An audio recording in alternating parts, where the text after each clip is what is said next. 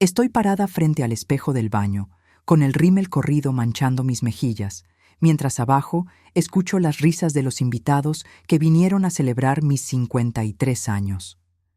Mis manos tiemblan sosteniendo el teléfono donde acabo de leer el mensaje que Ricardo le envió a ella. En 2 horas me libro de esta farsa. Te amo, mi vida. Pronto estaremos juntos para siempre.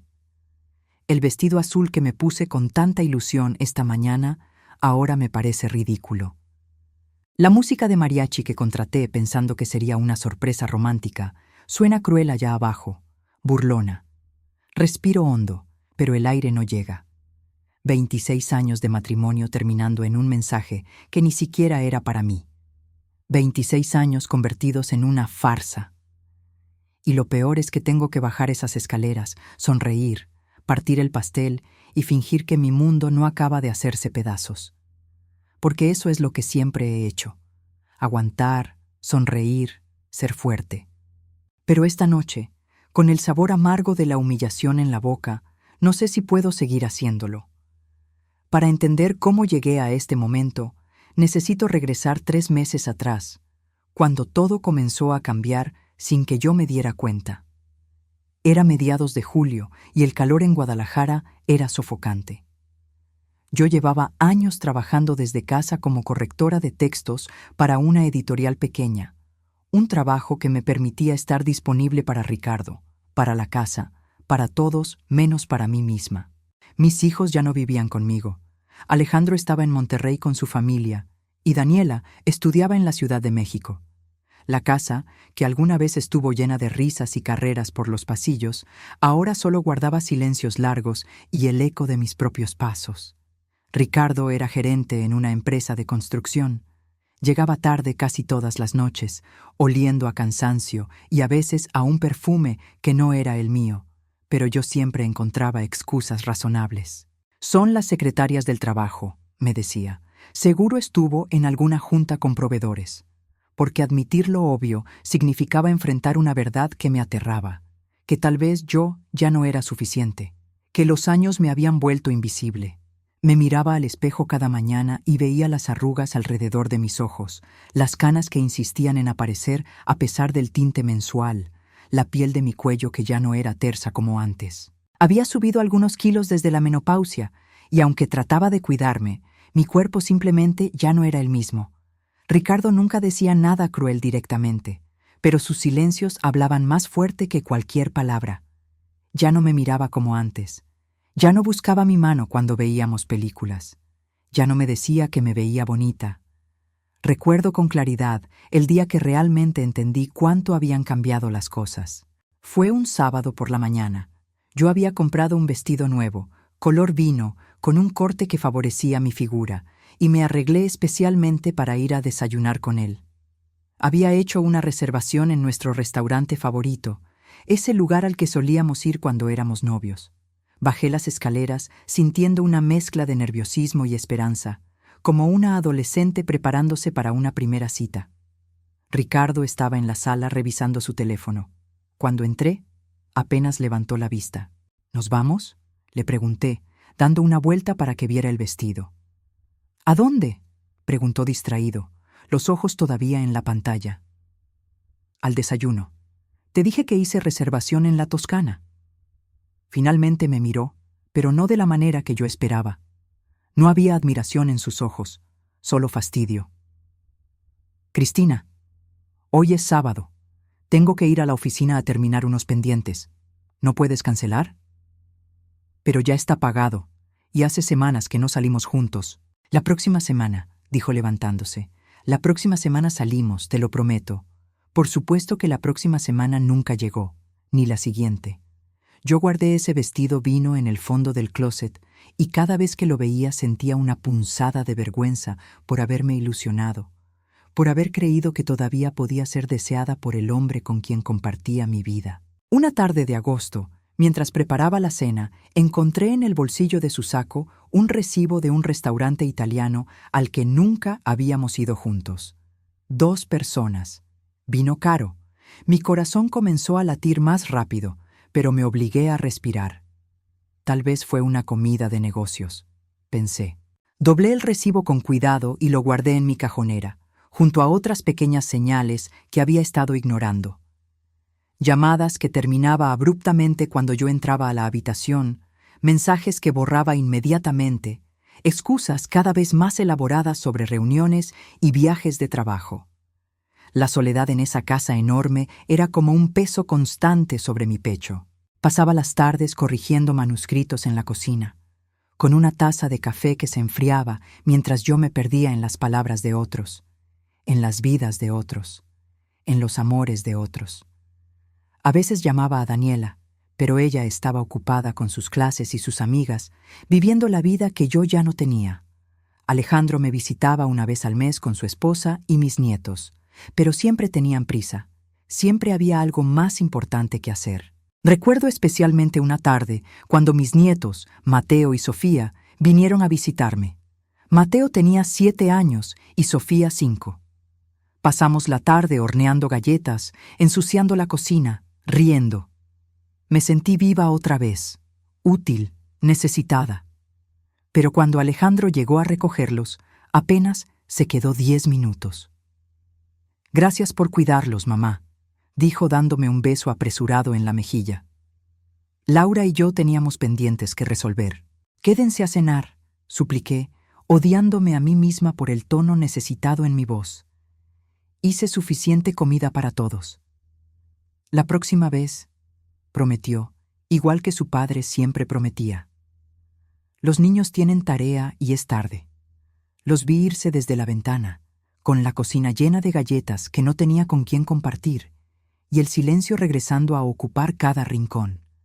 Ricardo llegó 3 horas después, cuando yo ya había guardado toda la comida y estaba acostada pretendiendo dormir. Mis amigas se habían ido dispersando con los años. Lucía se había mudado a Querétaro cuando su esposo consiguió trabajo allá. Patricia estaba demasiado ocupada con sus nietos y sus viajes con su esposo. Uno de esos matrimonios que parecían haber encontrado la fórmula mágica para mantenerse enamorados después de 30 años. Elena había enfermado de artritis severa y apenas salía de su casa, y yo había dejado de hacer el esfuerzo de mantener esas relaciones. Me había vuelto experta en la soledad, en llenar mis días con tareas domésticas y trabajo, en pretender que no me importaba que mi esposo llegara cada vez más tarde, que casi no habláramos durante la cena, que durmiéramos dándonos la espalda cada noche. Había desarrollado toda una rutina para sobrevivir a esa soledad. Me levantaba a las 6 de la mañana, preparaba café, corregía textos hasta las 10. Luego limpiaba la casa aunque ya estuviera limpia, solo para tener algo que hacer con las manos. Preparaba comidas elaboradas que Ricardo apenas probaba cuando finalmente llegaba. Por las tardes veía telenovelas que no me interesaban realmente, solo para escuchar voces humanas que llenaran el silencio. Me acostaba temprano con un libro, esperando el sonido de su coche en la entrada, el portazo suave, sus pasos subiendo las escaleras. A veces se acostaba sin siquiera decir buenas noches. Otras veces murmuraba algo sobre estar cansado. Yo me quedaba despierta en la oscuridad, sintiendo el abismo entre nuestros cuerpos, aunque la cama fuera de tamaño matrimonial. Una noche de principios de septiembre, Ricardo llegó a casa pasadas las 11. Yo estaba en la sala, con la televisión prendida sin realmente verla, esperándolo como siempre. Entró con el saco en la mano y una expresión que no supe descifrar. Había algo diferente en él esa noche, una energía nerviosa, culpable. «Perdón por la hora», dijo sin mirarme. «Hubo un problema con unos proveedores. Tu cena está en el horno», respondí con la voz que había perfeccionado. Neutral, sin reproches, sin exigencias.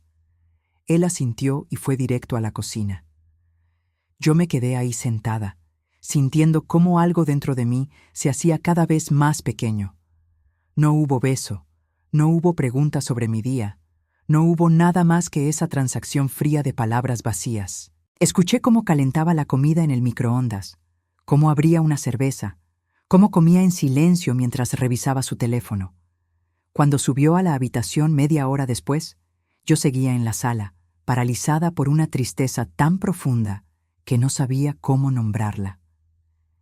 Esa noche, acostada en la oscuridad al lado de un hombre que se sentía como un extraño, tomé una decisión. Empezaría a salir más, a buscar actividades, a no depender tanto de una relación que claramente ya no me nutría. Al día siguiente me inscribí en un taller de literatura en la Casa de la Cultura del barrio. Las clases eran los martes y jueves por la tarde, y aunque me daba miedo llegar sola a un lugar nuevo, algo en mí necesitaba ese cambio. Le mencioné el taller a Ricardo durante el desayuno, buscando tal vez una reacción, alguna señal de interés en mi vida. «Ah, qué bien», dijo sin levantar la vista del periódico. «Te va a hacer bien salir de la casa». No preguntó de qué trataba el taller, ni a qué hora era, ni mostró ningún interés genuino.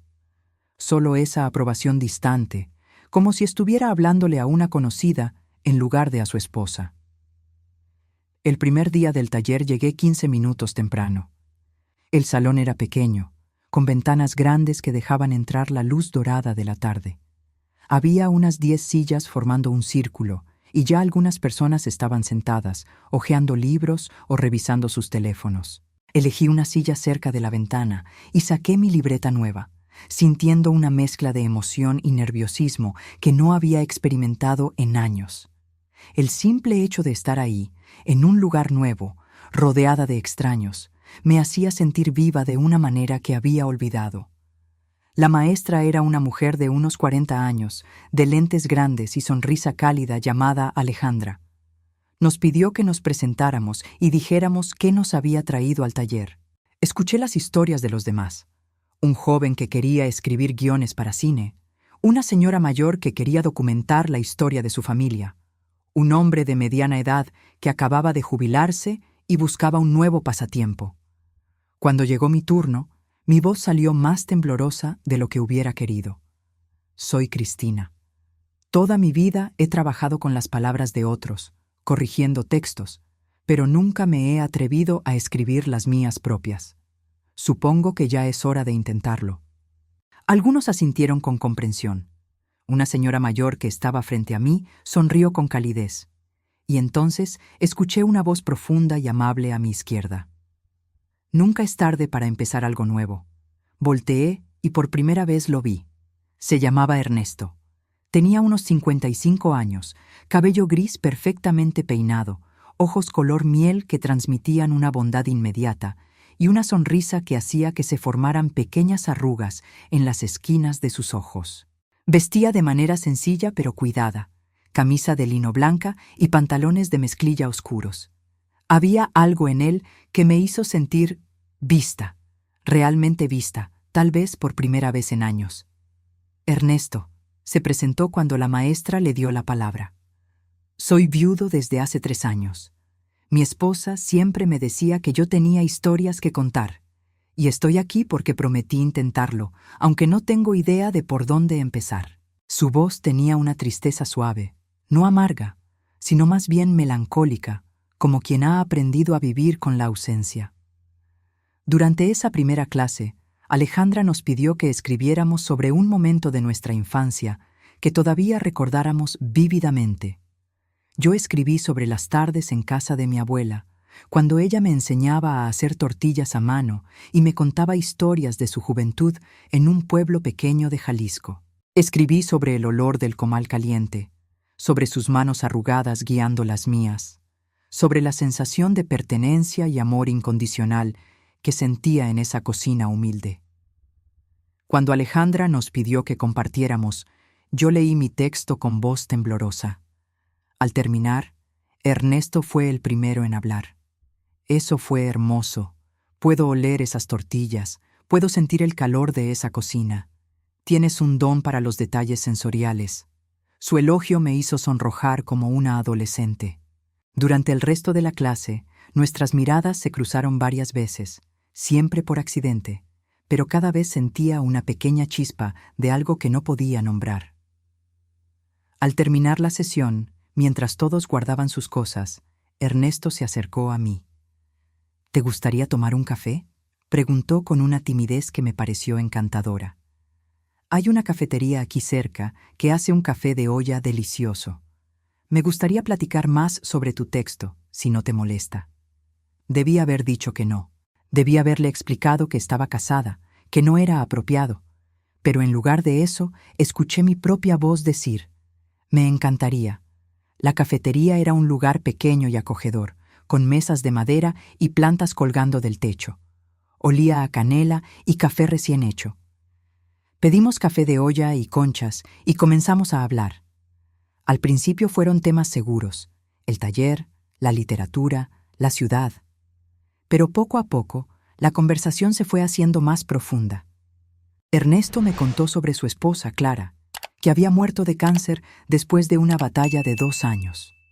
Me habló de cómo los primeros meses después de su muerte fueron los más oscuros de su vida, de cómo tuvo que aprender a cocinar, a lavar su propia ropa, a llenar los silencios de una casa que de repente se había vuelto demasiado grande.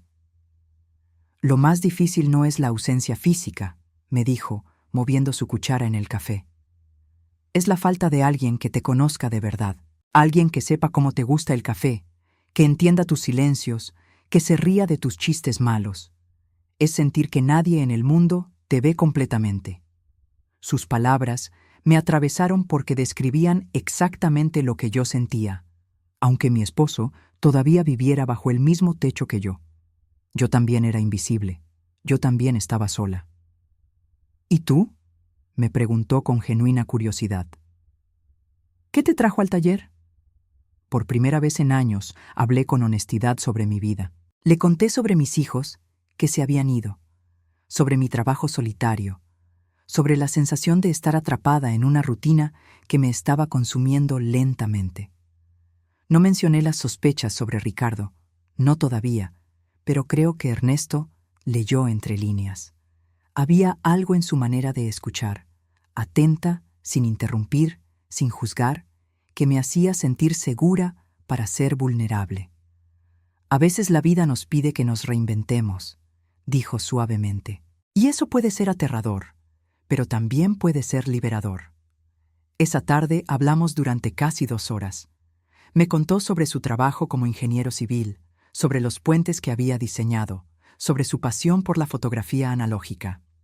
Yo le hablé de los autores que más me gustaba corregir, de mi sueño secreto de algún día escribir mi propia novela, de lo mucho que extrañaba tener conversaciones significativas con alguien.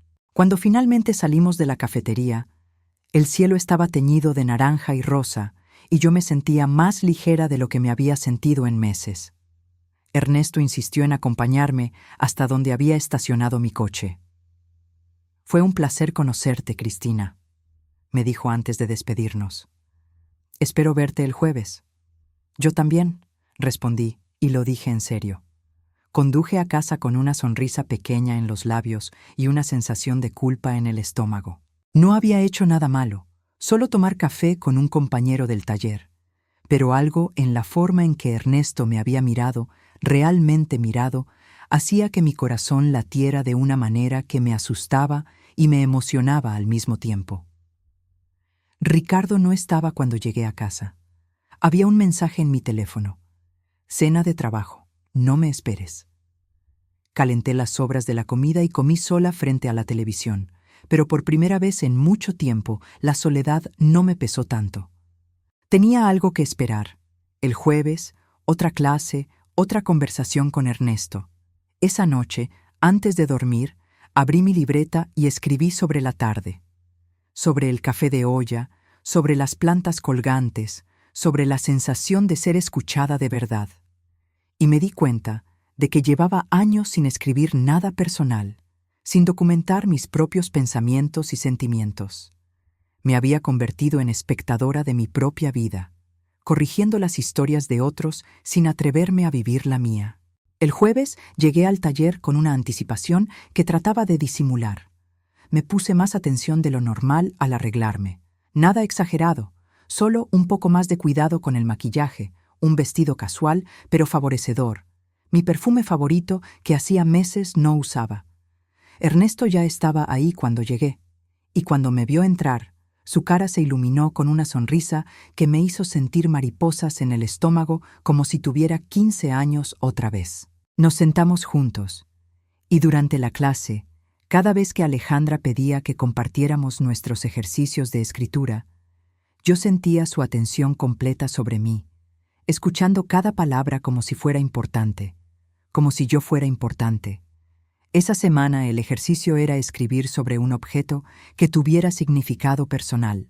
Yo escribí sobre el anillo de mi abuela, una argolla sencilla de plata que ella me había dejado cuando murió, diciéndome que me recordara que el verdadero valor no está en lo ostentoso, sino en lo auténtico. Ernesto escribió sobre la cámara fotográfica que Clara le había regalado en su 10º aniversario, y cómo después de su muerte no pudo volver a usarla durante 2 años. Cuando finalmente la tomó otra vez, descubrió que fotografiar el mundo era su manera de seguir sintiendo, de seguir viviendo, de honrar la memoria de ella sin quedarse atrapado en el pasado. Después de clase volvimos a la cafetería, y eso se convirtió en nuestra rutina. Martes y jueves, taller seguido de café y conversaciones que se extendían cada vez más. Hablábamos de todo, de libros y películas, de nuestras infancias, de nuestros sueños olvidados, de la forma en que el tiempo cambia nuestras prioridades. Me contaba sobre su hijo que vivía en Estados Unidos, sobre la relación complicada que tenían, porque su hijo culpaba a Ernesto de no haber hecho más para salvar a Clara, aunque ambos sabían que la enfermedad era inevitable. Yo le hablaba de la relación distante con Alejandro, de cómo desde que se casó sentía que había perdido no solo a un hijo, sino también la cercanía que alguna vez tuvieron. Le contaba de Daniela, que me llamaba cada semana pero siempre con prisa, siempre con algo más urgente que hacer. De cómo me sentía atrapada entre ser necesaria pero no realmente querida. Una tarde, a finales de septiembre, mientras caminábamos por el parque después del taller, Ernesto se detuvo frente a un árbol de jacaranda cubierto de flores moradas. ¿Sabías que las jacarandas florecen cuando creen que van a morir?, me dijo.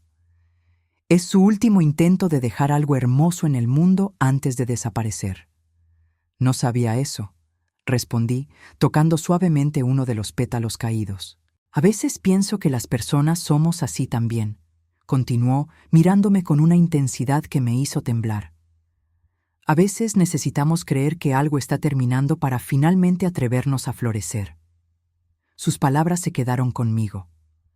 Esa noche, cuando llegué a casa, Ricardo estaba en la sala viendo televisión. Me miró apenas unos segundos antes de volver su atención a la pantalla. ¿Cómo estuvo tu clase?, preguntó con un tono que dejaba claro que realmente no le importaba la respuesta. Bien, respondí, sintiendo una distancia abismal entre nosotros. Muy bien. Subí a la habitación y me senté en la cama, mirando mi reflejo en el espejo del tocador. Mis mejillas estaban sonrojadas, mis ojos brillaban, me veía viva. Y eso me llenó de una culpa terrible, porque sabía que ese brillo no venía de mi matrimonio, sino de las tardes con un hombre que apenas conocía, pero que me hacía sentir cosas que creía olvidadas. Los días pasaron, y mi conexión con Ernesto se hacía más profunda. Empezamos a enviarnos mensajes entre clases, fotos de libros que encontrábamos, frases que nos recordaban nuestras conversaciones, buenos días y buenas noches que se sentían más íntimos de lo que debían.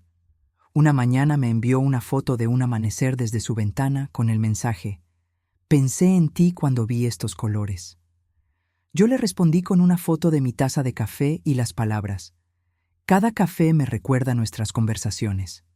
Yo borraba nuestras conversaciones compulsivamente, aterrada de que Ricardo revisara mi teléfono, aunque él nunca lo había hecho y probablemente nunca lo haría porque estaba demasiado ocupado con su propia vida secreta. Pero la culpa me carcomía.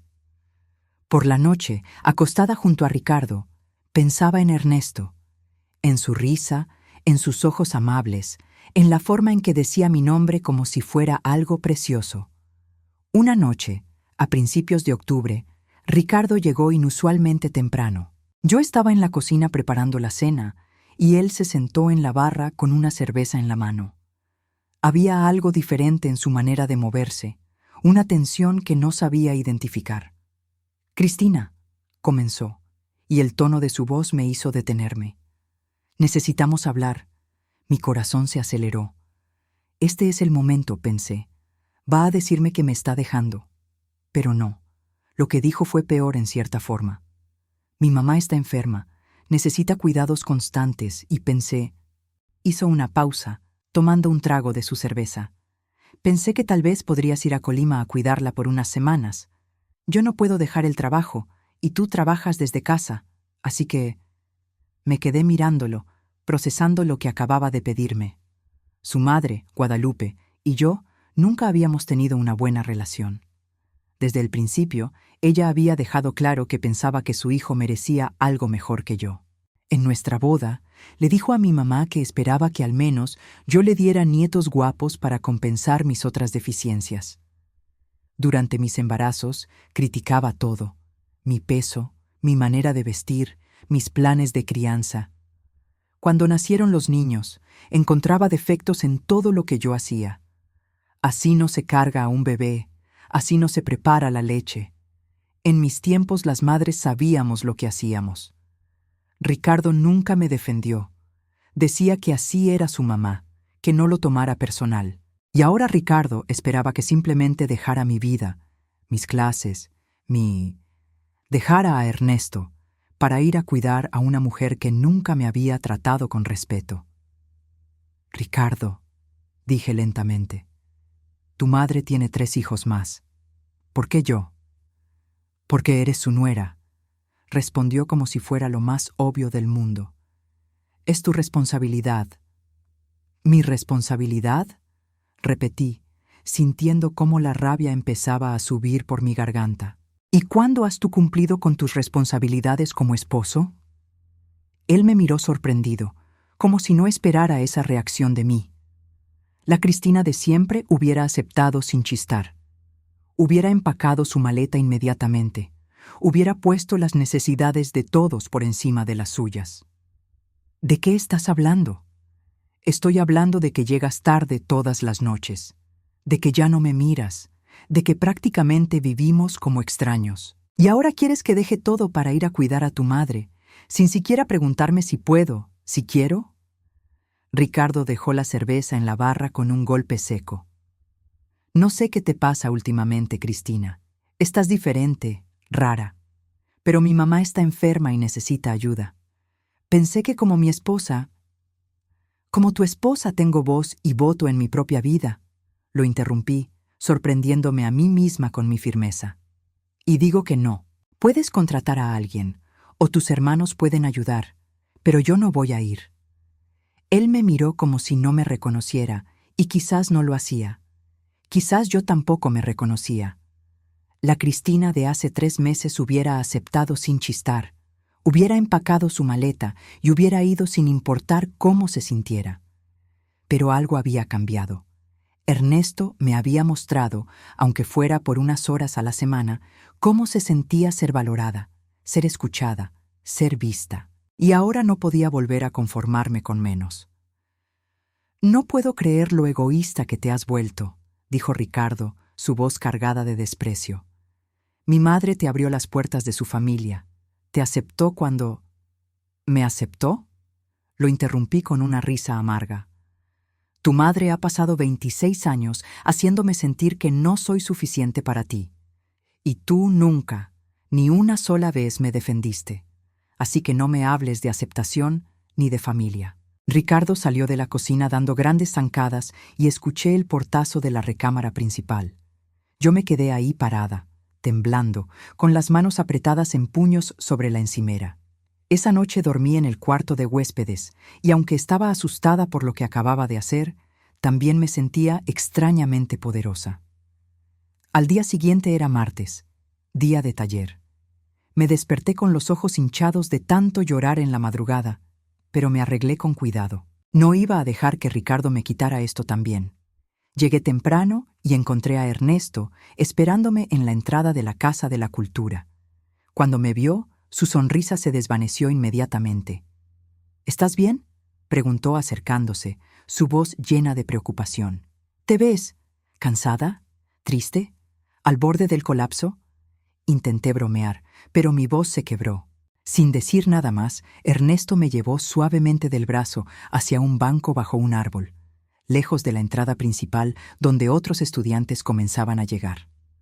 Nos sentamos y entonces, por primera vez en años, me permití llorar frente a alguien. Le conté todo: las sospechas sobre Ricardo, la pelea de anoche, la sensación de haber perdido años de mi vida tratando de ser suficiente para un hombre que había dejado de verme, para una familia política que nunca me valoró. Ernesto no dijo nada por un largo rato. Solo escuchó, y cuando finalmente terminé de hablar, sacó un pañuelo limpio de su bolsillo y me lo ofreció. Olía a su colonia, a algo limpio y masculino que me hizo sentir segura. «Cristina», dijo suavemente, «¿puedo contarte algo?». Asentí, secándome las lágrimas con el pañuelo. Cuando Clara murió, pensé que mi vida había terminado también. Pasé meses en una oscuridad terrible, sintiendo que no había razón para seguir. Dejé de comer bien, dejé de salir, dejé que la casa se llenara de polvo y silencio. Mi hijo me llamaba desde Estados Unidos, preocupado, pero yo apenas podía responderle. Pero un día, mi mejor amigo vino a mi casa, me obligó a ducharme, me llevó a desayunar y me dijo algo que cambió mi perspectiva. Me dijo: «La muerte de alguien que amas no es el final de tu vida, es el final de una etapa, y tú tienes derecho a vivir las etapas que te quedan». Hizo una pausa, tomando mi mano entre las suyas. «Lo que quiero decir es que tú también tienes derecho a vivir tus etapas, Cristina. No tienes que quedarte atrapada en algo que te está matando lentamente solo porque tienes miedo de lo que viene después». Sus palabras se clavaron en mi corazón. Miré nuestras manos entrelazadas, las suyas grandes y cálidas envolviendo las mías, y sentí una conexión tan profunda que me asustó. «Ernesto, yo no sé qué hacer. Estoy casada, tengo una familia. No puedo simplemente...». «No te estoy pidiendo que hagas nada», me interrumpió gentilmente. «Solo te estoy diciendo que mereces ser feliz. Y si ese hombre no te valora, si no te ve, entonces tal vez es momento de que tú misma te valores, de que tú misma te veas». Nos quedamos ahí sentados, bajo ese árbol, con nuestras manos unidas y el mundo moviéndose a nuestro alrededor.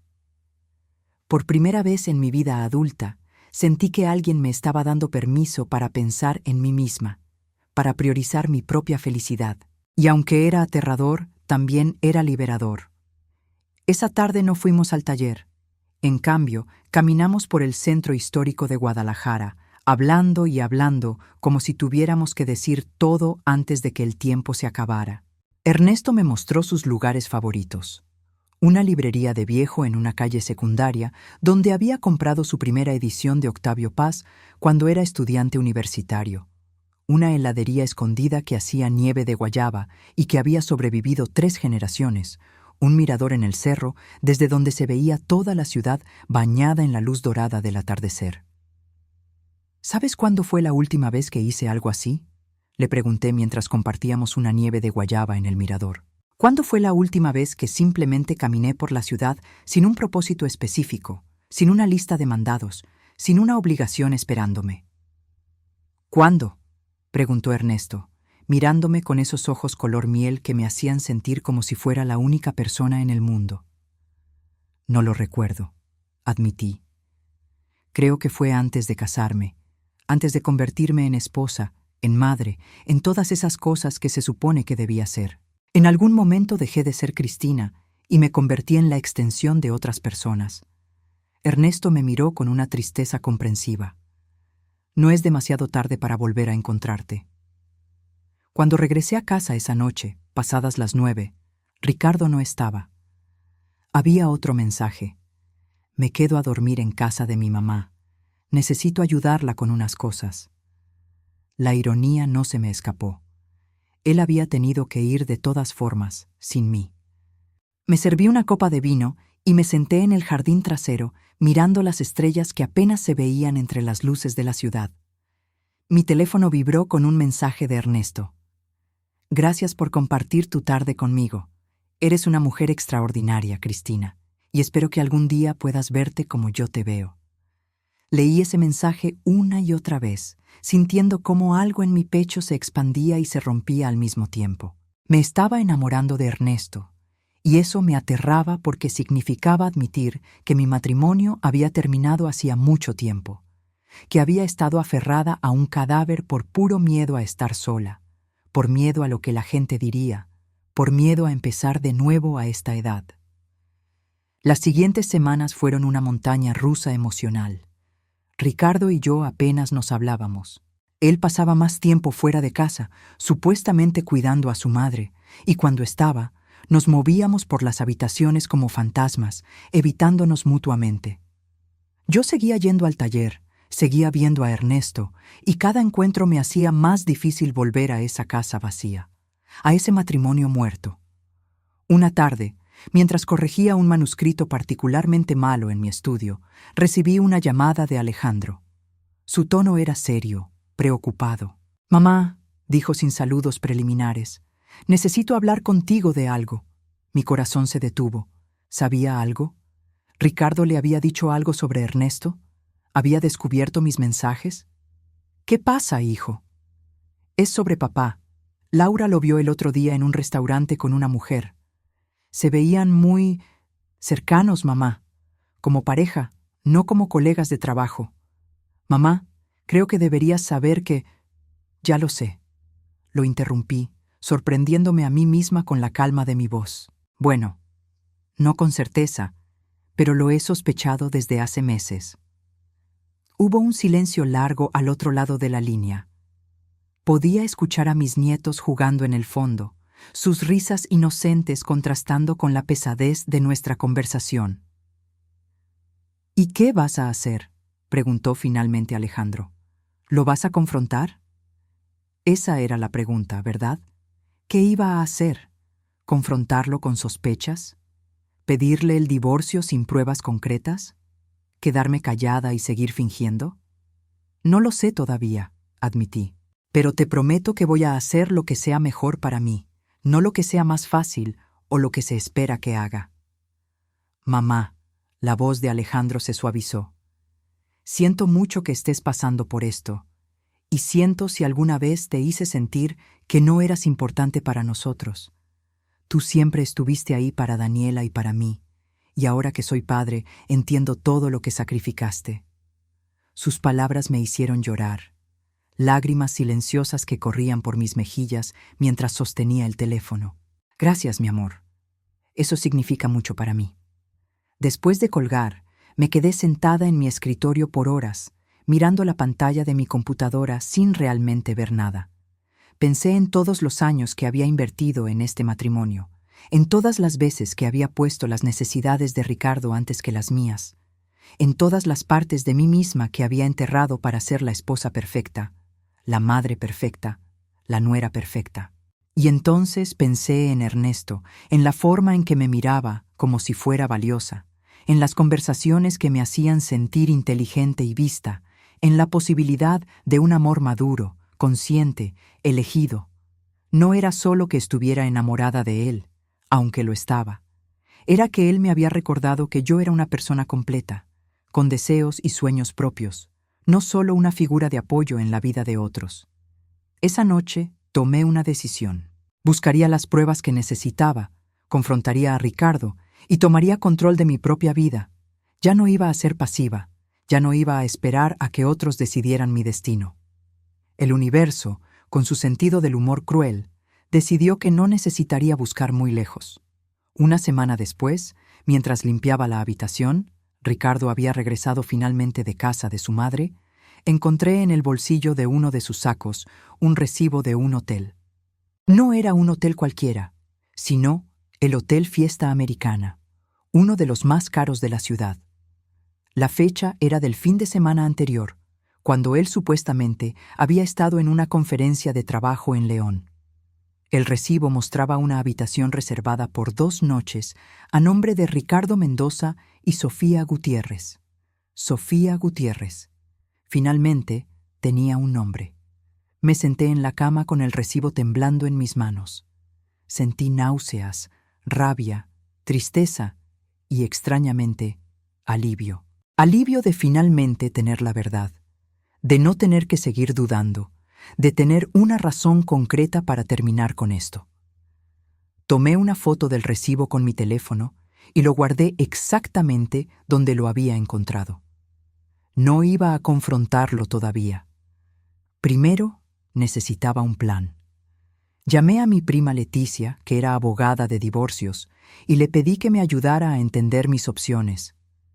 Ella me escuchó en silencio mientras le contaba todo, y luego me dijo que tenía un caso sólido. Necesitas reunir más pruebas, me aconsejó. Documenta todo, recibos, mensajes si puedes acceder a ellos, cambios en su comportamiento. Y necesitas proteger tus finanzas. ¿Tienen cuentas conjuntas? Sí, pero él maneja todo el dinero, admití, dándome cuenta de lo vulnerable que me había hecho esa dependencia. Pues es momento de que te familiarices con tus propias finanzas, dijo Leticia firmemente. Cristina, vas a salir de esto y vas a salir bien, pero necesitas prepararte. Los siguientes días fueron una educación acelerada en mi propia vida financiera. Revisé nuestras cuentas bancarias, nuestras inversiones, la escritura de la casa. Descubrí que Ricardo había estado sacando grandes cantidades de dinero durante meses, probablemente para mantener su relación con Sofía. La rabia que sentí al ver esos números fue como fuego líquido en mis venas. Y mientras tanto, seguí viendo a Ernesto. Él sabía que algo había cambiado en mí, que había tomado una decisión, aunque no le había contado todos los detalles. Nuestras tardes juntas se volvieron aún más preciosas, cargadas de una anticipación silenciosa de algo que estaba por venir. Una tarde, después del taller, fuimos a su departamento por primera vez. Era un lugar hermoso y luminoso, en un edificio antiguo del centro que había sido restaurado con cuidado. Las paredes estaban llenas de fotografías que él mismo había tomado. Paisajes de Jalisco, retratos de personas en mercados, momentos capturados con sensibilidad y cariño. Me mostró el cuarto oscuro que había construido para revelar sus fotos analógicas, su colección de cámaras vintage cuidadosamente ordenadas en una vitrina, los álbumes de sus viajes con Clara por México y Centroamérica. Había una foto grande de Clara en la sala, sonriente y hermosa, con un vestido blanco y flores en el cabello. Me detuve frente a ella, sintiendo una mezcla de curiosidad y algo que podría ser celos, aunque sabía que era absurdo. Era hermosa, dije suavemente. Lo era, confirmó Ernesto, parándose a mi lado. Y era bondadosa, inteligente, paciente. Me hizo muy feliz durante los años que tuvimos juntos. No quiero que pienses que estoy tratando de reemplazarla, le dije volteando a mirarlo. No estoy compitiendo con un recuerdo. Ernesto tomó mi rostro entre sus manos con una ternura que me hizo temblar. Cristina, el amor no es un espacio limitado donde solo cabe una persona. Amar a Clara no me hace incapaz de amar a alguien más. El corazón no tiene una sola habitación, tiene muchas, y cada persona que amamos abre una puerta nueva.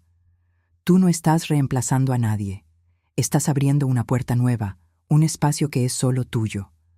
Nos besamos por primera vez en ese departamento lleno de luz y fotografías y memorias. Fue un beso suave, tierno, cargado de todo lo que no nos habíamos atrevido a decir.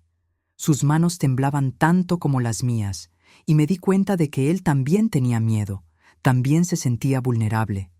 Pero a diferencia de Ricardo, que me había hecho sentir que mi vulnerabilidad era una debilidad vergonzosa, con Ernesto se sentía como una forma de valentía compartida. «Todavía estoy casada», susurré contra sus labios. «Esto está mal. No debería estar aquí. No debería estar sintiendo esto». «Lo sé», respondió besando mi frente con una ternura que me hizo querer llorar. «Pero ¿sabes qué? A veces lo correcto no es lo que dicen las reglas o los papeles legales. A veces lo correcto es lo que nos hace sentir humanos otra vez, lo que nos recuerda que merecemos amor y ternura». Esa tarde no pasó nada más que besos y abrazos, pero fue más íntimo que cualquier cosa que hubiera experimentado en años. Ernesto me vio llorar cuando le conté sobre el recibo del hotel, sobre el nombre de la otra mujer, sobre todos los años que había perdido tratando de salvar algo que ya estaba roto hacía mucho tiempo. Él solo me sostuvo, acariciando mi cabello, diciéndome una y otra vez que yo era valiosa, que era fuerte, que iba a superar esto y que él estaría ahí en cada paso del camino. Cuando llegué a casa esa noche, ya oscuro, Ricardo estaba en la sala viendo televisión. Me miró cuando entré, y por un momento vi algo en sus ojos. ¿Culpa? ¿Sospecha? ¿Simple indiferencia? Pero no dijo nada. Cristina, llamó cuando ya estaba subiendo las escaleras. Quería decirte que estoy organizando una cena para tu cumpleaños, el 18 de octubre. Pensé que sería lindo invitar a algunos amigos y familia, como en los viejos tiempos. ¿Te parece bien?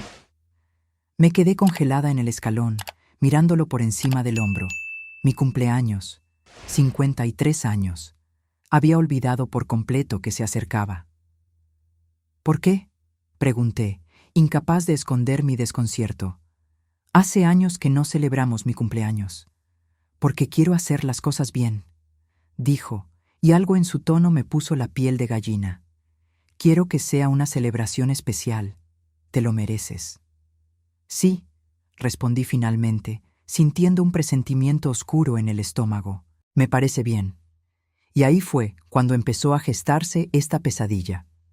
Los siguientes días, Ricardo estuvo inusualmente atento.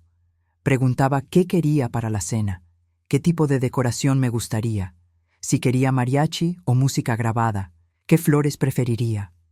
Su repentina amabilidad me confundía y me enfermaba al mismo tiempo. ¿Esto era su forma de aliviar su culpa? ¿O había algo más? Le conté a Ernesto sobre la cena, y su expresión se ensombreció con preocupación. «Ten cuidado, Cristina», me advirtió mientras tomábamos café una tarde. Los hombres que están a punto de hacer algo terrible a veces primero actúan excesivamente atentos. Es su manera de preparar el terreno o de aliviar su propia conciencia antes de clavar el cuchillo.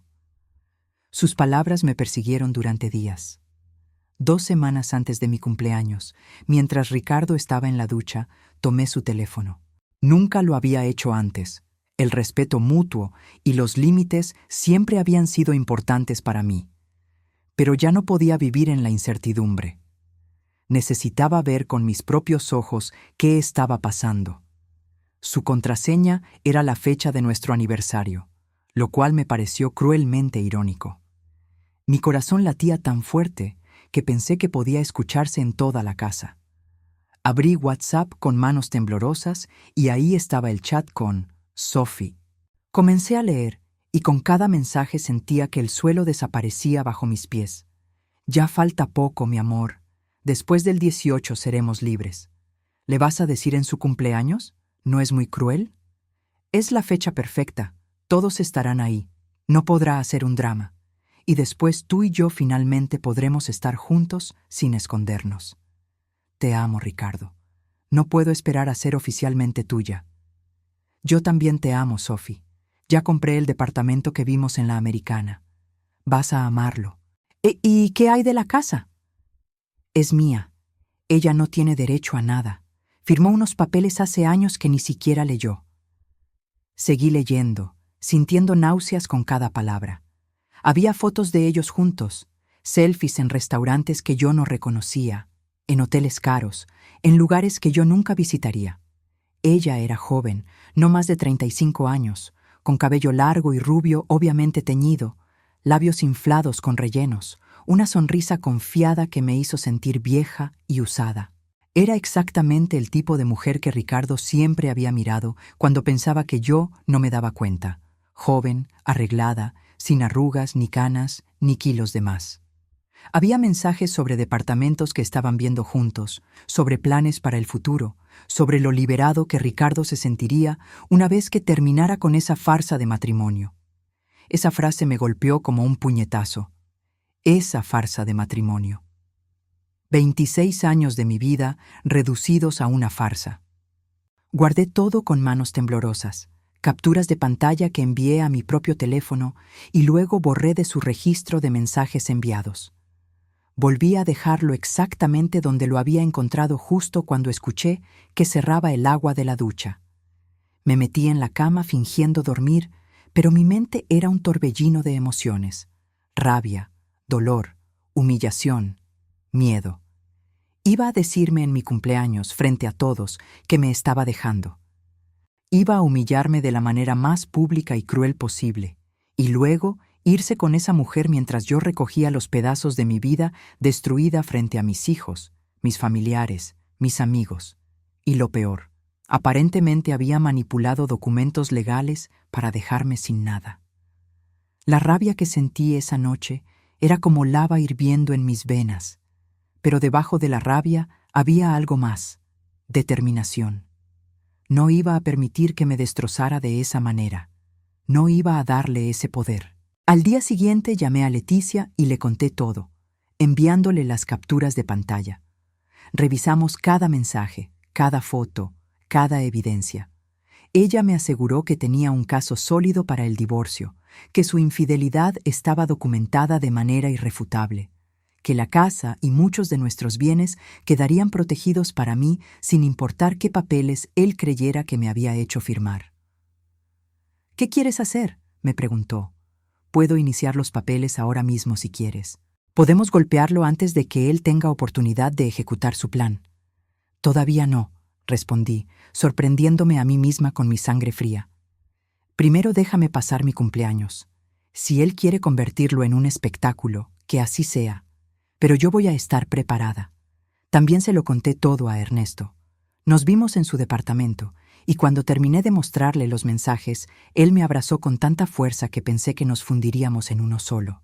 «Siento tanto que tengas que pasar por esto», murmuró en mi cabello. «Ese hombre es un cobarde y un cruel. Pero quiero que sepas que, pase lo que pase, yo voy a estar aquí. No te estoy pidiendo que seas mi pareja inmediatamente, ni que tomes decisiones basadas en mí. Pero quiero que sepas que tienes alguien en tu esquina, alguien que te ve, te valora y te ama por quien eres». Esa fue la primera vez que usó la palabra amor directamente, y aunque debería haberme asustado, solo me hizo sentir fuerte y acompañada. Los días previos a mi cumpleaños fueron surrealistas. Ricardo actuaba como el esposo perfecto. Trajo flores a casa, rosas rojas que se marchitaron rápidamente porque olvidó ponerlas en agua. Me preguntaba sobre mi día con un interés que sonaba completamente falso. Incluso sugirió que fuéramos al cine juntos. Yo jugaba el juego, sonreía, respondía cortésmente, pero por dentro contaba las horas para que terminara esta farsa. La mañana del 18 de octubre me desperté con un nudo en el estómago. Ricardo ya estaba despierto y me saludó con un beso en la frente que me hizo sentir náuseas físicas. «Feliz cumpleaños, mi amor», dijo con una actuación que merecía un premio. «Hoy va a ser un día especial, ya lo verás». Especial era definitivamente una manera de describirlo. Pasé el día preparándome para la cena, moviéndome como en piloto automático. Me puse el vestido azul que había comprado especialmente para la ocasión. Quería verme bien, quería que cuando todo esto terminara, al menos tener la dignidad de haber enfrentado mi destrucción con la cabeza en alto. Me maquillé con cuidado, me puse mi perfume favorito, me arreglé el cabello. Cuando me miré al espejo antes de bajar, casi no me reconocí. Había determinación en mis ojos, una especie de calma antes de la tormenta. Los invitados empezaron a llegar a las 6. Alejandro con Laura y los niños, Daniela con su novio nuevo que yo apenas conocía, algunos primos, amigas que no había visto en meses, vecinos que Ricardo había invitado sin consultarme. Había contratado un mariachi, mi grupo favorito de música tradicional, aunque él nunca prestaba atención a mis gustos, que llenaba el jardín con música alegre que contrastaba brutalmente con la tormenta que se gestaba. Todos me felicitaban, me abrazaban, comentaban lo bien que me veía, lo hermosa que estaba la decoración, lo atento que había sido Ricardo al organizar todo esto. Si tan solo supieran la verdad. Yo sonreía, agradecía, servía bebidas, cortaba botana, jugaba mi papel de anfitriona perfecta. Daniela me preguntó varias veces si estaba bien, notando algo extraño en mi comportamiento. «Estoy perfecta, mi amor», le mentí. Pero mis ojos buscaban constantemente a Ricardo, tratando de adivinar cuándo iba a dejar caer la bomba. ¿Sería antes del pastel? Después, en medio de los mariachis cantando Las Mañanitas, Leticia llegó tarde, y cuando nuestras miradas se cruzaron, ella asintió levemente. Estaba lista para lo que viniera. Ese pequeño gesto me dio fuerza. A eso de las 8, cuando todos estaban reunidos en el jardín con sus platos de comida y sus copas de vino, Ricardo golpeó su copa pidiendo atención. El mariachi dejó de tocar. Todas las conversaciones se detuvieron. Mi corazón comenzó a latir tan fuerte que pensé que todos podían escucharlo. «Quiero hacer un brindis», anunció con una sonrisa que no llegaba a sus ojos. «Cristina, mi querida esposa, hoy cumples 53 años. Han sido 26 años de matrimonio, de altas y bajas, de...» Se detuvo, y en ese momento vi cómo su teléfono vibró en su bolsillo. Lo sacó, miró la pantalla, y su cara cambió completamente. Se puso pálido, luego rojo, luego pálido otra vez. Sus ojos se abrieron con horror. «Disculpen», murmuró, su voz temblando. «Tengo que atender esto». Desapareció dentro de la casa casi corriendo, y yo me quedé ahí parada, sosteniendo mi copa, sin entender qué acababa de pasar. Los invitados murmuraban confundidos. Daniela se acercó a mí, preocupada. «Mamá, ¿estás bien? Te ves muy tensa». «Estoy bien, mi amor». Mentí otra vez. «Solo dame un momento». Subí las escaleras tratando de mantener la compostura, aunque mis piernas temblaban. Necesitaba un momento para respirar, para prepararme para lo que venía. Entré al baño principal y cerré la puerta. Saqué mi teléfono con manos temblorosas, pensando en enviarle un mensaje a Ernesto, en pedirle fuerza para enfrentar lo que estaba por venir. Y entonces lo vi. Un mensaje de WhatsApp en el grupo familiar. Uno que claramente estaba destinado a Sofía, pero que Ricardo había enviado al chat equivocado por error. «En 2 horas me libro de esta farsa. Te amo, mi vida. Pronto estaremos juntos para siempre». Y ese mensaje, ese maldito mensaje, me había llegado a mí también porque yo estaba en el grupo familiar. Lo había visto. Daniela lo había visto.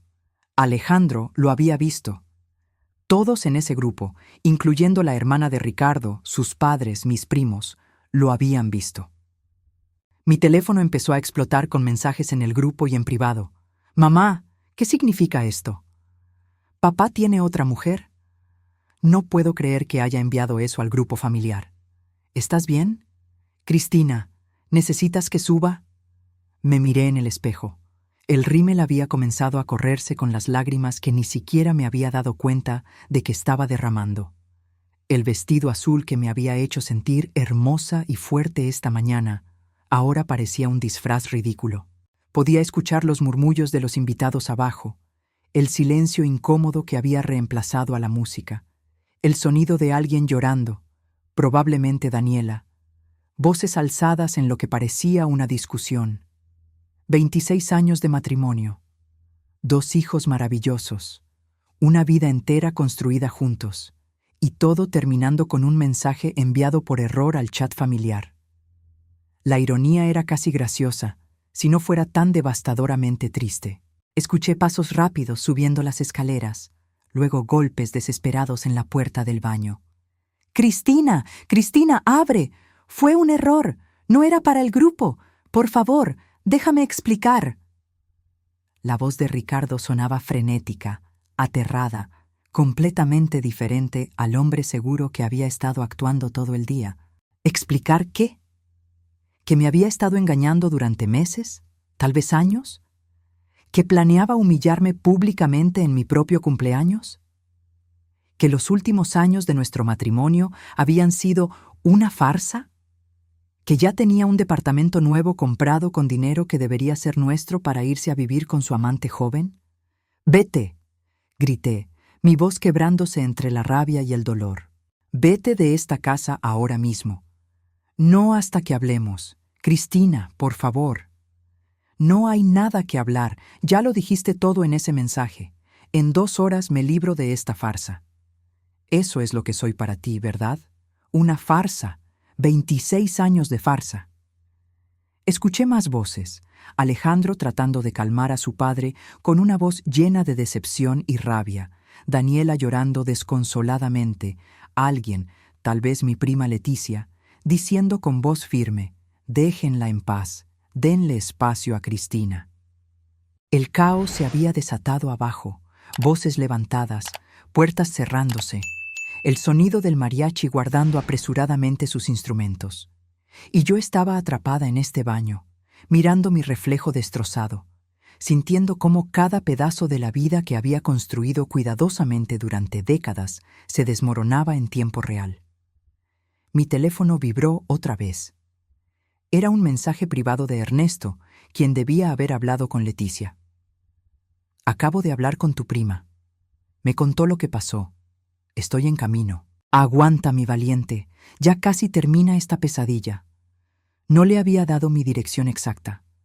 No lo había invitado explícitamente. Pero en ese momento, saber que venía, que no estaba sola en esto, me dio la fuerza para enderezarme, para limpiarme las lágrimas manchadas de negro, para respirar hondo 3 veces, y para abrir esa puerta y enfrentar lo que estaba del otro lado. Ricardo estaba ahí, con los ojos rojos y una expresión de pánico absoluto. Detrás de él, Alejandro me miraba con una mezcla de rabia hacia su padre y preocupación protectora por mí.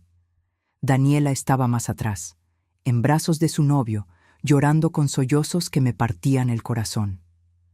La hermana de Ricardo, Mónica, estaba en las escaleras con una expresión de shock y vergüenza ajena. «Cristina, por favor». Ricardo extendió la mano hacia mí como si fuéramos extraños y él estuviera mendigando. Fue un momento de locura. Ella no significa nada. Tú y yo podemos superar esto. Podemos ir a terapia. Podemos... La risa que salió de mi garganta sonó histérica incluso para mí. Una risa sin humor, llena de años de dolor acumulado, finalmente encontrando una salida. ¿Superar esto? ¿Ella no significa nada? Ricardo, llevas meses, tal vez años, planeando dejarme. Vi todos los mensajes. Sé de los hoteles, las cenas, los planes para el futuro que incluyen a ella y no a mí. Sé del departamento que compraste en la Americana. Sé que esta noche planeabas humillarme frente a todos diciendo que me dejabas. Lo único que lamentas es que te descubrieron antes de que pudieras ejecutar tu gran plan. Yo nunca... comenzó, pero lo interrumpí levantando la mano. Sí, lo hiciste. Planeabas decírmelo hoy frente a todos para que yo no pudiera reaccionar, para que no hiciera un drama, para quedar tú como el que al menos tuvo el valor de ser honesto. Bueno, ¿adivina qué? Ya tengo todos los mensajes, todas las fotos, todos los recibos, todas las pruebas que necesito. Leticia ya tiene los papeles del divorcio listos y las demandas que vamos a presentar. Así que puedes irte ahora mismo. Vete con Sofía. Construye esa vida que tanto quieren. Pero vas a hacerlo todo legalmente, y vas a pagar por cada año que me hiciste sentir que yo era el problema, que yo no era suficiente, que yo era invisible. Su cara pasó de la desesperación a la rabia, mostrando finalmente su verdadero rostro. ¿Ya tenías planeado esto? ¿Tú también me estabas engañando? ¿Por eso has estado tan rara estos meses? No, respondí con una calma que no sabía que poseía, una calma nacida de haber llorado todas las lágrimas que tenía durante las noches solitarias. Yo nunca te engañé, Ricardo, pero sí me preparé cuando empecé a ver las señales. Porque a diferencia de ti, yo no iba a destruir a otra persona por cobardía o crueldad. A diferencia de ti, yo tengo dignidad. El timbre de la puerta sonó abajo, interrumpiendo el momento tenso. Alejandro bajó a abrir, y momentos después apareció Ernesto subiendo las escaleras con paso firme pero respetuoso. Cuando me vio ahí parada, con el maquillaje corrido, pero la cabeza en alto y los hombros hacia atrás, algo en su expresión se suavizó con orgullo y ternura. «¿Quién demonios eres tú?», espetó Ricardo, mirándolo con hostilidad y un destello de pánico. «¿Qué haces en mi casa?». «Alguien que valora a tu esposa como se merece», respondió Ernesto con una calma impresionante, acercándose a mí, pero manteniendo una distancia respetuosa. «Alguien que la ve como el ser humano extraordinario que es, algo que tú claramente olvidaste hacer hace mucho tiempo. Ricardo me miró con una mezcla de shock, rabia e incredulidad. ¿Así que sí me estabas engañando? ¿Con este viejo? ¿Cuánto tiempo llevan juntos? ¿Cuánto tiempo me has estado mintiendo? No, repetí firmemente, dando un paso hacia él. Ernesto es mi amigo. Alguien que me recordó en el momento más oscuro que merezco respeto, cariño y honestidad. Cosas que tú dejaste de darme hace años. Pero nunca, escúchame bien, nunca crucé ninguna línea mientras estuvimos casados legalmente y bajo el mismo techo, algo que tú no puedes decir. Así que no me vengas con indignación moral cuando tú has estado viviendo una doble vida con una mujer que tiene la mitad de tu edad. El silencio que siguió fue tenso, cargado, eléctrico. Finalmente, Leticia subió las escaleras con su maletín de trabajo y una expresión profesional, pero comprensiva. «Ricardo», dijo con voz firme y autoridad legal, «creo que es momento de que te vayas de esta casa. Mañana a primera hora estarás recibiendo los papeles del divorcio en tu oficina. Te sugiero fuertemente que consigas un buen abogado, porque esto no va a ser fácil para ti. Tenemos documentación exhaustiva de tu infidelidad, de tus gastos con fondos matrimoniales, de tus intentos de esconder bienes. Vete ahora o llamo a la policía para que te escolten». Ricardo nos miró a todos, a mí con mi nuevo aliado de pie cerca, protegiéndome sin asfixiarme, a sus hijos que lo observaban con decepción y vergüenza, a su hermana que negaba con la cabeza incrédula, a mi prima con sus documentos legales y amenazas muy reales. Y finalmente entendió que había perdido. No solo me había perdido a mí, sino también el respeto de sus hijos, la narrativa que había construido de ser el esposo atento, organizando una fiesta sorpresa para su esposa. Todo. «Esto no va a terminar así», amenazó débilmente mientras comenzaba a bajar las escaleras. «Voy a pelear por lo que es mío». «Tienes razón», respondí siguiéndolo escaleras abajo. «Va a terminar con justicia, dignidad y yo recuperando mi vida, y lo que legítimamente me corresponde después de 26 años de dedicación». Observé desde la puerta principal, rodeada de mis hijos y las personas que realmente me importaban, mientras Ricardo empacaba algunas cosas en su coche con movimientos torpes y nerviosos. Los pocos invitados que quedaban en el jardín, la mayoría se había ido discretamente cuando explotó el drama, lo miraban con una mezcla de lástima y desaprobación silenciosa. Cuando finalmente arrancó su coche y se fue, dejando una estela de rechazo y vergüenza, sentí como si un peso de años se levantara de mis hombros. Me volteé hacia mi familia y las personas que habían quedado. «Siento muchísimo que todos hayan tenido que presenciar esto», dije, mi voz más fuerte y clara de lo que esperaba. Este no era el cumpleaños que ninguno de nosotros imaginó o deseó.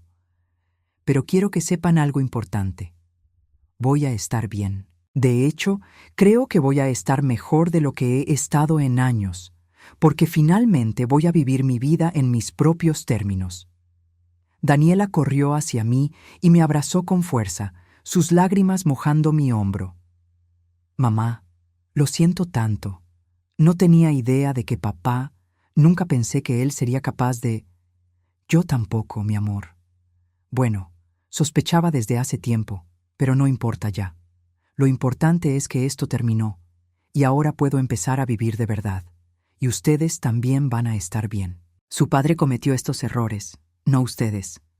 Alejandro también se acercó, su mandíbula tensa con emoción contenida, abrazándonos a ambas con sus brazos fuertes. «Estamos contigo, mamá, en todo, pase lo que pase, y papá va a tener que rendir cuentas por lo que hizo. Gracias, mi amor. Los amo mucho a ambos». Gradualmente, los invitados restantes se fueron despidiendo, algunos con palabras de apoyo sinceras, otros simplemente sin saber qué decir ante tanto drama familiar. Los vecinos se fueron con expresiones incómodas. El mariachi ya se había ido hacía rato, obviamente sintiéndose fuera de lugar en medio de la implosión familiar. Leticia se quedó para ayudarme a empezar a recoger y para discutir los próximos pasos legales. Y Ernesto se quedó a mi lado en silencio, ofreciendo su presencia firme, sin exigir nada a cambio, sin aprovechar mi vulnerabilidad, solo estando ahí. Cuando finalmente todos se fueron y la casa quedó en un silencio pesado, Ernesto y yo nos sentamos en el jardín trasero, bajo las mismas luces de colores que Ricardo había colgado para una fiesta que nunca llegó a ser lo que él planeó. El pastel de cumpleaños seguía intacto en la mesa. Las flores comenzaban a marchitarse con el calor residual del día. Los platos sucios esperaban ser recogidos. «Siento haber venido sin una invitación formal», dijo Ernesto suavemente, tomando mi mano. Pero cuando Leticia me llamó y me contó lo que había pasado con ese mensaje, no pude quedarme en casa sabiendo que estabas pasando por esto sola. «Me alegra profundamente que hayas venido», admití, apretando su mano. «Ernesto, necesito que entiendas algo importante. Te amo. Me he enamorado de ti de una manera que nunca pensé que volvería a experimentar a mi edad. Pero también necesito tiempo para procesar todo esto, para divorciarme completamente, para reconstruirme como persona individual antes de poder ser parte de una pareja otra vez. Necesito sanar. Necesito encontrarme a mí misma». Él asintió con comprensión, besando suavemente mis nudillos con ternura. «Tengo todo el tiempo del mundo, Cristina. No tengo ninguna prisa. Ya aprendí que las cosas buenas llegan a su propio ritmo, cuando están listas. Y tú vales toda la espera del mundo». Nos quedamos ahí sentados hasta que el cielo comenzó a aclararse con los primeros rayos del amanecer, hablando sobre el futuro incierto pero lleno de posibilidades, sobre sueños y esperanzas, sobre cómo a veces las cosas más dolorosas abren puertas a las experiencias más hermosas. Me habló de un viaje que quería hacer a Oaxaca para fotografiar las artesanías y los paisajes y me invitó a acompañarlo cuando estuviera lista. Yo le conté sobre mi deseo de finalmente escribir mi propia historia, no solo corregir las de otros, de documentar este proceso de transformación. Los meses que siguieron fueron un torbellino de emociones, papeleo legal y autodescubrimiento. El proceso de divorcio fue largo y a veces muy feo. Ricardo intentó pelear por la casa, alegando que él había pagado la mayor parte de la hipoteca, pero las evidencias contundentes de su infidelidad prolongada, el hecho de que él había abandonado voluntariamente el hogar matrimonial y los gastos documentados con fondos matrimoniales para mantener su relación extramarital, jugaron completamente a mi favor. El juez fue particularmente duro con él cuando presentamos las pruebas de los mensajes donde planeaba dejarme en público para humillarme. Sofía desapareció de su vida cuando se dio cuenta de que Ricardo no era el premio dorado que pensaba. Resulta que él tenía deudas significativas que yo desconocía. Deudas de juego que había estado escondiendo durante años. Sin mi estabilidad financiera y emocional sosteniéndolo, sin mi trabajo invisible manteniendo su vida funcionando, él era un desastre que ni siquiera podía pagar sus propias cuentas. La última vez que supe de ella, había bloqueado a Ricardo de todos lados y estaba saliendo con otro hombre exitoso. Volví a terapia por primera vez en años, esta vez con una psicóloga maravillosa llamada doctora Ramírez, que se especializaba en mujeres en transición de vida. Trabajé intensamente en entender cómo había perdido tanto de mí misma en ese matrimonio, cómo había permitido que mi identidad se diluyera en roles que otros esperaban que cumpliera. Aprendí sobre codependencia, sobre patrones aprendidos en mi infancia, sobre cómo mi propia madre había modelado ese tipo de autosacrificio que yo había replicado sin cuestionamiento. Aprendí a estar sola sin sentirme sola, a disfrutar de mi propia compañía sin verla como algo triste o deficiente. Empecé a cocinar comidas elaboradas solo para mí, porque yo me las merecía. Pinté mi habitación de un color que me gustaba en lugar del beige neutro que Ricardo había insistido. Compré muebles nuevos, eliminé todo lo que me recordaba a él. Convertí su estudio en mi espacio de escritura, lleno de libros y luz natural. Ernesto y yo continuamos viéndonos, pero de manera lenta, consciente, deliberada. No teníamos ninguna prisa. Íbamos al cine y discutíamos las películas durante horas después. Cocinábamos juntos en su departamento, experimentando con recetas nuevas. Hicimos viajes cortos de fin de semana a pueblos cercanos: Tequila, Tlaquepaque, Mazamitla. Él me enseñó fotografía analógica, la paciencia de esperar a que se revelara una imagen. Yo le enseñé el arte meticuloso de editar textos, de encontrar la palabra perfecta. Nos reíamos juntos. A veces llorábamos juntos procesando nuestras respectivas pérdidas y traumas. Y lentamente construimos algo hermoso y sólido, basado en respeto mutuo absoluto, comunicación honesta sin juegos y amor genuino sin condiciones. No fue siempre fácil. Hubo momentos en que la culpa me consumía, sintiéndome mal por ser feliz cuando mi matrimonio había terminado tan dolorosamente. Hubo noches en que extrañaba la familiaridad de tener a alguien en la cama junto a mí, incluso si ese alguien había sido emocionalmente distante. Hubo días en que me cuestionaba si era demasiado mayor para empezar de nuevo, si debería simplemente aceptar una vida tranquila y solitaria. Pero Ernesto estuvo ahí en cada uno de esos momentos difíciles, recordándome mi valor, mi fuerza, mi derecho a una vida plena. Y yo también estuve ahí para él cuando su propio dolor por Clara resurgía, cuando el aniversario de su muerte lo golpeaba duro, cuando su hijo finalmente vino de visita desde Estados Unidos y la dinámica fue tensa y complicada. Un año después de aquella horrible noche de cumpleaños que cambió todo, en mi cumpleaños 54, Ernesto organizó una pequeña cena íntima en su departamento. Esta vez no había multitudes incómodas. No había espectáculos forzados, solo nosotros dos, mis hijos con sus respectivas familias que ya habían aceptado completamente a Ernesto, y unos pocos amigos cercanos, verdaderos, que habían estado a mi lado durante todo el proceso. Cocinamos juntos toda la tarde, él preparando su especialidad de chiles en nogada, yo haciendo mi postre favorito de 3 leches. Reímos mientras cocinábamos, manchándonos de harina y salsa, robando besos cuando nadie miraba. Compartimos historias sobre el año que había pasado, sobre lo mucho que todos habíamos crecido.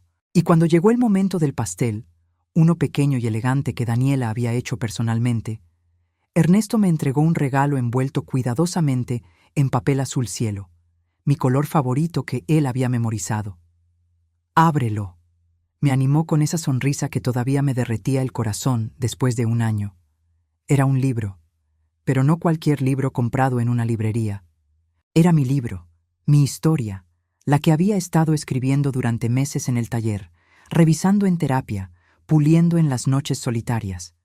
La historia de una mujer que se pierde a sí misma en las expectativas de otros y luego se encuentra de nuevo en la última etapa de su vida, cuando ya todos creían que era demasiado tarde. Ernesto la había mandado a imprimir y encuadernar profesionalmente, con una portada hermosa diseñada con una de sus propias fotografías. Un árbol de jacaranda en plena floración. En la primera página había escrito con su letra cuidadosa: «Para Cristina, que tuvo el valor inmenso de florecer cuando todos pensaban que ya era demasiado tarde. Que tuvo la valentía de elegirse a sí misma cuando todos esperaban que se sacrificara una vez más. Con todo mi amor y admiración eterna, Ernesto». Las lágrimas corrieron por mis mejillas sin control.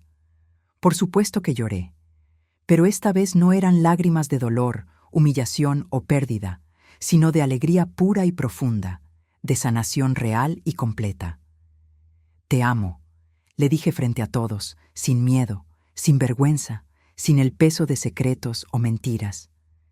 «Te amo por verme cuando era invisible, por esperarme con paciencia infinita, por recordarme quién soy en mi esencia más profunda. Y yo te amo a ti», respondió, tomando mi rostro entre sus manos con esa ternura característica. «Por tu fuerza increíble, tu bondad inquebrantable, tu capacidad de elegir el amor y la esperanza incluso después de haber sido profundamente lastimada. Eres extraordinaria, Cristina, y cada día me siento honrado de caminar a tu lado». Nos besamos bajo la luz suave y cálida de su departamento, rodeados de las personas que genuinamente nos amaban y nos apoyaban sin condiciones. Y en ese momento preciso, supe con absoluta certeza que cada momento de dolor, cada lágrima derramada en soledad, cada noche oscura del alma. Todo había valido completamente la pena para llegar a este momento de paz profunda, amor auténtico y plenitud verdadera. Hoy, 2 años después de aquella horrible noche de cumpleaños que paradójicamente se convirtió en el inicio de mi verdadera vida, puedo decir con honestidad absoluta y sin reservas que soy genuinamente feliz. Ernesto y yo vivimos juntos ahora, en una casa nueva que elegimos juntos en un barrio tranquilo de Guadalajara. Una casa llena de luz natural que entra por ventanas grandes, de fotografías en las paredes que cuentan nuestras historias compartidas y respetadas, de libros en cada superficie disponible, de plantas que cuidamos juntos, de risas que llenan los espacios que antes guardaban solo silencio.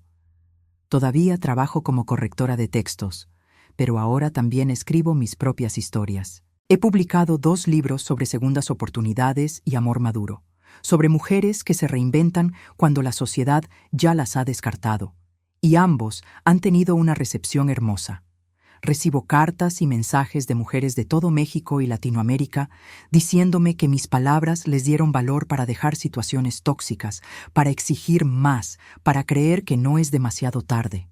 Ricardo se casó con otra mujer, no Sofía, sino alguien más que conoció en una aplicación de citas. Y apenas tenemos contacto más allá de los eventos familiares inevitables donde nuestros hijos nos obligan a ser civilizados por su bien y el de nuestros nietos. Cuando nos vemos en cumpleaños o graduaciones, hay una cortesía fría pero funcional. Ya no siento rabia hacia él. Solo una especie de lástima distante por un hombre que nunca aprendió que el verdadero amor no se trata de conquista, novedad o mantener apariencias, sino de elección consciente día tras día, de ver y valorar a la persona que tienes al lado. Mis hijos han aceptado completamente a Ernesto con cariño genuino. Mis nietos lo adoran, lo llaman abuelo neto, y él se derrite visiblemente cada vez que lo escuchan, llevándolos a tomar fotos con sus cámaras vintage, enseñándoles a ver el mundo con ojos de artista. Hemos viajado juntos a lugares que siempre quise conocer, pero nunca tuve la oportunidad o el compañero adecuado. Oaxaca, con sus artesanías increíbles y su comida que te cambia la vida. San Miguel de Allende con sus calles empedradas y galerías de arte. Guanajuato con sus callejones románticos y su festival cervantino. Ernesto fotografía con su colección de cámaras analógicas, y yo escribo en cuadernos de piel que él me regala. Y juntos documentamos estas aventuras tardías, pero infinitamente preciosas. Si pudiera regresar en el tiempo y hablarle a la Cristina de hace 3 años, a esa mujer parada frente al espejo del baño, con el maquillaje completamente corrido y el corazón hecho pedazos, sosteniendo ese teléfono con el mensaje devastador, sintiéndose vieja, usada e invisible, le diría esto con toda la convicción de mi ser. Aguanta. Sé que duele insoportablemente ahora. Sé que sientes que tu vida terminó, que todo fue en vano, que no hay futuro posible después de esta humillación. Pero te prometo, te juro por todo lo sagrado, que apenas está comenzando la mejor parte. Vas a descubrir partes de ti misma que habías enterrado tan profundamente que olvidaste que existían. Vas a encontrar tu voz después de años de silencio. Vas a encontrar un amor que te verá realmente, que te valorará completamente, que elegirá activamente amarte cada día. Vas a escribir tu propia historia, no solo corregir pasivamente las de otros. Vas a ser feliz, genuinamente, profundamente, auténticamente feliz, de una manera que nunca creíste posible a esta edad que la sociedad te dice que es el final, cuando en realidad es apenas el comienzo. Porque esa es la verdad absoluta que he aprendido a través de todo este proceso doloroso pero transformador. Nunca, absolutamente nunca, es demasiado tarde. Nunca es demasiado tarde para elegirte a ti misma sin culpa, para exigir el respeto que siempre mereciste, para abrir tu corazón maltratado al amor otra vez. La vida no termina a los 50, ni a los 60, ni a ninguna edad específica que la sociedad arbitrariamente decida. Mientras respires, mientras tu corazón siga latiendo, tienes el derecho inalienable de florecer, de transformarte completamente, de escribir capítulos nuevos y emocionantes en tu historia. Y si hay algo que quiero que las mujeres que me escuchan o me leen entiendan desde lo más profundo de sus almas, es esto. Tu valor intrínseco no disminuye ni un ápice con los años que pasan.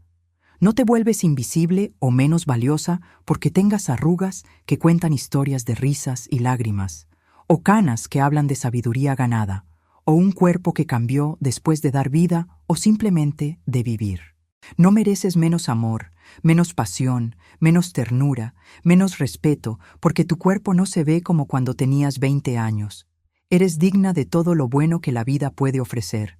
Respeto profundo, pasión verdadera, ternura constante, aventura emocionante, amor maduro y consciente, sin importar tu edad, tu apariencia o lo que la sociedad machista y edadista intente decirte. A todas ustedes que están pasando por algo similar en este momento, que se sienten atrapadas en matrimonios emocionalmente muertos, donde ya son invisibles, que han olvidado completamente quiénes son más allá de sus roles agotadores, de esposas abnegadas y madres sacrificadas, quiero decirles con toda la fuerza de mi experiencia, su historia no ha terminado. De hecho, apenas está comenzando, si ustedes lo permiten. Y tienen el poder completo de escribir los próximos capítulos exactamente de la manera que elijan, sin pedir permiso a nadie. Gracias por escuchar mi historia, por acompañarme en este viaje desde la oscuridad hacia la luz. Me encantaría profundamente saber de ustedes, conocer sus propias historias. ¿De dónde nos escuchan hoy? ¿Desde qué ciudad hermosa o país nos acompañan en este momento? ¿Hay algo en esta historia que resonó especialmente con ustedes? ¿Hay algo que necesitaban escuchar precisamente hoy? Déjenme sus comentarios aquí abajo. Me encanta leerlos y responderlos personalmente cuando puedo. Y si esta historia les tocó el corazón de alguna manera, si les dio aunque sea un pequeño destello de esperanza o valor, los invito cálidamente a suscribirse a este canal para más historias de esperanza real, segundas oportunidades merecidas y el tipo de amor maduro y consciente que todos merecemos experimentar, absolutamente sin importar nuestra edad o nuestras cicatrices. Porque al final del día, cuando todo se reduce a lo esencial, todos merecemos ser vistos verdaderamente. Todos merecemos ser amados auténticamente. Todos merecemos ser valorados completamente. Y nunca, escúchenme bien, nunca es demasiado tarde para florecer en todo tu esplendor, como esas jacarandas que Ernesto me enseñó a ver con nuevos ojos. Con todo mi cariño y toda mi esperanza para cada una de ustedes, Cristina.